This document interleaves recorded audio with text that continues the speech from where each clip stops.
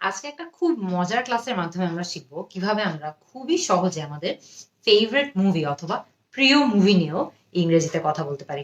অনেক সময় কিন্তু আইএলটিএস স্পিকিং এ এই কোয়েশ্চেনটা করে থাকে যে আমরা আমাদের ফেভারিট মুভি কি বা ওই মুভি সম্পর্কে কিছু বলা, অথবা কারোর সঙ্গে যখন প্রথম দেখা হয় তখনও কিন্তু আমরা আমাদের ফেভারিট মুভি সম্পর্কে ডিসকাস করতেই পারি। তো আজকে আমরা 7টা খুবই ইজি বাক্যের মাধ্যমে শিখবো যে কিভাবে আমরা খুবই ইজিলি চাইলে যে কোনো সময় আমাদের ফেভারিট মুভি নিয়ে অনেকক্ষণ কথা বলতে পারবো। তো একদম ফার্স্টে আমাদের কি বলা লাগে? ফার্স্টে কিন্তু খুবই অবভিয়াস, আমাদের ফেভারিট মুভির নামটা কি সেটা বলতে হবে। সেটা আমরা কিভাবে ইংলিশে বলতে পারি? My favourite movie of all time is dash. খুবই ইজি, তাই না? এখানে যে ড্যাশটা আছে, এই ড্যাশটাতে কিন্তু আপনি আপনার ফেভারিট মুভির নামটা বসিয়ে দিলেই হবে। আপনার ফেভারিট মুভি যদি 3 ইডিয়টস হয়, তাহলে আপনি এখানে 3 ইডিয়টস বসিয়ে দিবেন যে my favourite movie of all time is 3 idiots. হয়তোবা আপনার ফেভারিট মুভি অন্য কিছু হতে পারে।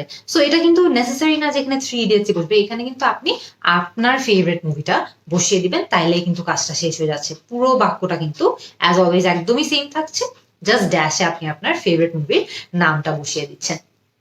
এরপরে আমাদের কি বলা লাগতে পারে? এরপরে আমাদেরকে নিশ্চয়ই যার সঙ্গে আমরা কথা বলছি তাকে বলতে হবে, সে যদি ওই মুভিটা দেখে না থাকে তাহলে তাকে আমাদের বলতে হবে যে মুভিটা কি টাইপের মুভি বা কি ধরনের মুভি। অনেক টাইপের মুভি কিন্তু হয়। অ্যাকশন মুভি হয় যেখানে অনেক মারপিট হয়, হয়তোবা কমেডি হয় যেখানে অনেক হাসাহাসি হয়, হয়তোবা এটা একটা থ্রিলার মুভি যেখানে অনেক সাসপেন্স আছে, অনেক থ্রিল আছে। সো এরকম খেয়াল করে দেখবেন অনেক টাইপেরই কিন্তু মুভি হয়ে থাকে। কিন্তু এটাও কিন্তু আপনি খুবই সহজে একটা বাক্যের মাধ্যমে বলতে পারবেন। কিভাবে? ইটস আ ড্যাশ মুভি, অথবা it's an dash movie. It's an action movie, অথবা ইটস আ থ্রিলার মুভি, অথবা it's a comedy movie. So খেয়াল করে দেখবেন আপনি জাস্ট আপনার ফিল্মটা বা আপনার ফেভারিট মুভিটা যেই টাইপের বা যেই ধরনের সেটাই ড্যাশটাতে বসিয়ে দিলে হচ্ছে পুরো বাক্যের স্ট্রাকচারটা কিন্তু সেম থাকছে। এরপরে আপনি কি নিয়ে কথা বলবেন? এরপরে হয়তো আপনার বলা লাগতে পারে যে আপনার কিছু ফেভারিট অ্যাক্টর অ্যাক্ট্রেস সেই মুভিটাতে আছে। অনেক সময় কিন্তু আমাদের ফেভারিট অ্যাক্টর অ্যাক্ট্রেসেসরা যে মুভিগুলো করে ওগুলাই কিন্তু আমাদের ফেভারিট হয়। নাও হতে পারে, বাট হতেও পারে। সো যদি এরকম হয়ে থাকে যে আপনার ফেভারিট অ্যাক্টর বা ফেভারিট অ্যাক্ট্রেস ওই মুভিটাতে আছে, আপনি কিন্তু এটাও ইংরেজিতে বলতে পারবেন। কিভাবে? Some of my favorite actors dash and dash are there. সেখানে যে ড্যাশ দুটো আছে, এই দুটো ড্যাশে আপনি বসাবেন যে আপনার যে ফেভারিট অ্যাক্টরের কথা আপনি বললেন তাদের নাম। হয়তো বা এটা বলতে পারেন যে some of my favourite actors Tom Hanks and Matt Damon are there. So খেয়াল করে দেখবেন যে আপনার ফেভারিট অ্যাক্টর যে, তার নামটাই এই ফেভারিট দুটো অ্যাক্টর ধরে নিই। আজকের ব্ল্যাঙ্কে যেহেতু আমাদের দুটো ব্ল্যাঙ্ক আছে, সো আমরা এখানে ধরে নিলাম যে প্রথম ব্ল্যাঙ্কে আমরা টম হ্যাঙ্কসের কথা বলবো, এরপরে আমরা ম্যাট ডেমনের কথা বলবো। আমাদের কিন্তু রেডি হয়ে গেল ওখানে এই সেন্টেন্সটা। তো আপনার মুভিতে আপনার যে ফেভারিট অ্যাক্টর গুলো আছে তাদের নামগুলো এখানে বসিয়ে দিলেই হবে। সো আপনার পুরো বাক্যের স্ট্রাকচারটা কিন্তু একদমই সেম থাকছে। আমাদের বাক্যের স্ট্রাকচারটা কি? যে some of my favourite actors dash and dash are there. So ড্যাশে আপনি জাস্ট আপনার ফেভারিট অ্যাক্টরদের নামগুলো বসিয়ে দিবেন। এরপরে আপনার কি বলা লাগতে পারে? এরপরে হয়তো বা আপনার আরেকটু ইনফরমেশন দেওয়া লাগবে যে আপনি যে মুভির কথা বলছেন, আপনার ফেভারিট মুভির কথা যে বলছেন, সেই মুভিটা কোন যুগের উপর ভিত্তি করে বানানো। হয়তোবা সেটা একটু ফিউচারিস্টিক, মানে ভবিষ্যতের কোনো একটা সময়ের উপর বেস করে বানানো, হয়তোবা সেটা এখনকার সময়ের উপরে বেস করে বানানো। সো এটা আপনি কিভাবে বলতে পারেন? It's set in dash, it's set in the future, মানে এই মুভিটা ভবিষ্যতের একটা সময়ের উপর বেস করে বানানো।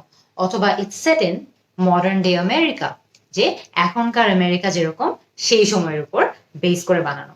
সো আপনি কিন্তু আপনার মুভি সম্পর্কে এইরকম ডিটেলস অ্যাড করবেন যে এটা কোন যুগের উপর, এটা কি এখনকার সময়ের উপর বেস করে বানানো, নাকি হয়তো বা ভবিষ্যতের কোনো একটা সময়ের উপর বেস করে বানানো, বা কোনো একটা ডেফিনেট শতকের উপর বেস করে বানানো, যে হয়তো বা 1920s এর উপর বেস করে বানানো, হয়তো বা প্রেজেন্ট ডে এর উপর বেস করে বানানো, মানে বর্তমান কালের উপর বেস করে বানানো। তো আপনি জাস্ট ড্যাশে কিন্তু এগুলোই বসে দিবেন। যদি প্রেজেন্ট ডে হয় তাহলে বাক্যটা হয়ে যায় যে set in the present day. যদি 1920s হয়ে থাকে তাহলে কিন্তু বাক্যটা হয়ে যায় সেট ইন দ্য 1920s। যদি মডার্ন ডে আমেরিকা হয়ে থাকে, যে বর্তমান কালের আমেরিকা যেরকম সেটার উপর ভিত্তি করে বানানো, it's set in modern day America. So খেয়াল করে দেখবেন যে আপনি জাস্ট যেই যুগের উপর ভিত্তি করে মুভিটা বানানো হয়েছে সেটা ব্ল্যাঙ্কে বসিয়ে দিলে কিন্তু হচ্ছে। আর কোনো কিছু নিয়ে কিন্তু আপনার একদমই টেনশন করা লাগছে না। এরপরে আপনি কি বলবেন? এরপরে আপনি হয়তো বলবেন, একটু ইনফরমেশন অ্যাড করবেন যে কেন আপনার এই মুভিটা এত ভালো লাগে। I like the film because it is dash. I like the film because it's original. মানে আমার এই মুভিটা অনেক ভালো লাগে কারণ এই মুভিটা খুবই অরিজিনাল, মানে যে স্টোরিটা আছে সেটা কোনো কিছু থেকে নকল করে বানানো না, একদম অথেন্টিক, একদম রিয়েল একটা স্টোরির উপর বেস করে বানানো। অথবা আপনি এটাও বলতে পারেন, I like the film because it is exciting, অনেক উত্তেজনাপূর্ণ, সো আমার এই কারণে মুভিটা অনেক ভালো লাগে। সো আপনি যেই ড্যাশটা আছে ওই ড্যাশটাতে জাস্ট যেই কারণ বা যেই কোন একটা ফিচার ওই মুভিটার আছে যেটার জন্য আপনার ওই মুভিটা অনেক বেশি ভালো লাগে সেটার কথাটাই কিন্তু ড্যাশে বসিয়ে দিলে হবে। আপনার পুরো বাক্যটা কিন্তু অ্যাজ অলওয়েজ একদমই সেম থাকছে। একদম লাস্টের দিকে আপনি কি বলতে পারেন? হয়তোবা আপনি এখন একটু বলার চেষ্টা করবেন যে আপনার যে মুভিটার কথা আপনি বলছেন সেটার কাহিনীটা কেমন। The story was dash. The story was interesting. The story was original. তো খেয়াল করে দেখবেন যে আপনার স্টোরির কাহিনীটা কিরকম ছিল, ইন্টারেস্টিং ছিল নাকি অরিজিনাল ছিল নাকি স্কেরি ছিল, এগুলো আপনি জাস্ট ড্যাশ সাথে বসিয়ে দিলেই হবে। এমন একটা শব্দ বসাবেন যে শব্দটা আপনার মুভিটাকে খুব ভালো করে বর্ণনা করে। যদি ভয়ের মুভি হয়ে থাকে স্কেরি বসাবেন, যদি অনেক উত্তেজনাপূর্ণ হয়ে থাকে এক্সাইটিং বসাবেন, ইন্টারেস্টিং বসাবেন। সো যেটা আপনার মুভিটাকে ডিসক্রাইব করে সেই ওয়ার্ডটা বসাই দিলেই হচ্ছে, বাকি সবকিছু কিন্তু সেম থাকছে। একদম লাস্টে গিয়ে আপনি মুভিটা নিয়ে কি বলতে পারেন? হয়তো আপনি এটা অ্যাড করতে পারেন যে মুভিতে যারা অ্যাক্টিং করেছে ওই অ্যাক্টিং এর কোয়ালিটিটা কেমন ছিল। The acting was dash. The acting was super, মানে অ্যাক্টিং অনেক ভালো ছিল। The acting was excellent. Again এর মানে হলো যে অ্যাক্টিংটা অনেক ভালো ছিল। সো আপনার কোন অ্যাক্টিংটা, মানে মুভির ওই অ্যাক্টার্সদের যে অ্যাক্টিংটা আছে সেটার কোন অ্যাসপেক্টটা আপনার সবচেয়ে বেশি ভালো লেগেছে বা মুভির অ্যাক্টিংটা অ্যাকচুয়ালি কেমন ছিল সেটা যদি আপনি ডিসক্রাইব করতে চান তাহলে কিন্তু আপনি ইজিলি এই সেন্টেন্সটা ইউজ করতে পারেন। কি সেন্টেন্সটা?